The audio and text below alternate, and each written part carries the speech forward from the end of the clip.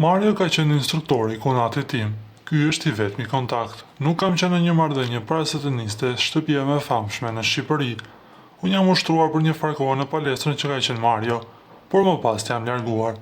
Ishte kjo deklarata që sqaroi të gjithë fancat e Eglit dhe të Gjestit në një emision ku ajo ishte e ftuar. Krahas kësaj deklarate, Gjesti nuk foli fare, mirë po u pa një nënqeshje që u duk sikur nuk e besoi Eglin. Mirë po rrjeti nuk vononte të shpërndante dhe njëherë fotot e bujshme të Eglit Takos dhe Marios, të cilat ishin publikuar 2 vite më parë.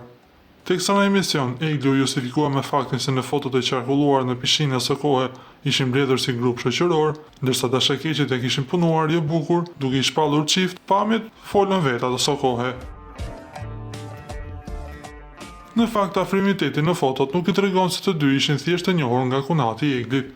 Aso kohë, Egli reagoi ashpër duke justifikuar Marion si shokun e saj të ngushtë, pranë shoqërisë të cilit ndihej mirë, fjalë totalisht ndryshe nga sa në emision.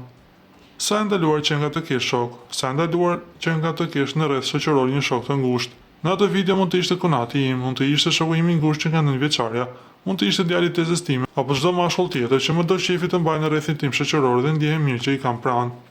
Uroj që çdo mashkull që keni në jetë, që tek babai juaj t'ja u bëjnë për burr, që ta kuptoni sa rëndon. Në linjë të lirë të kemi shoqëri, o Shqipëri e qelbër dhe prapambetur, shkruajt i Egli atë kohë. Por duket se gjithë kjo ka nisur të mbajë erë, kur mes të gjitha deklaratave dhe fotove që përçëkollojnë në rrjet, marrëdhënia me Gjestin nuk duket aq e mirë.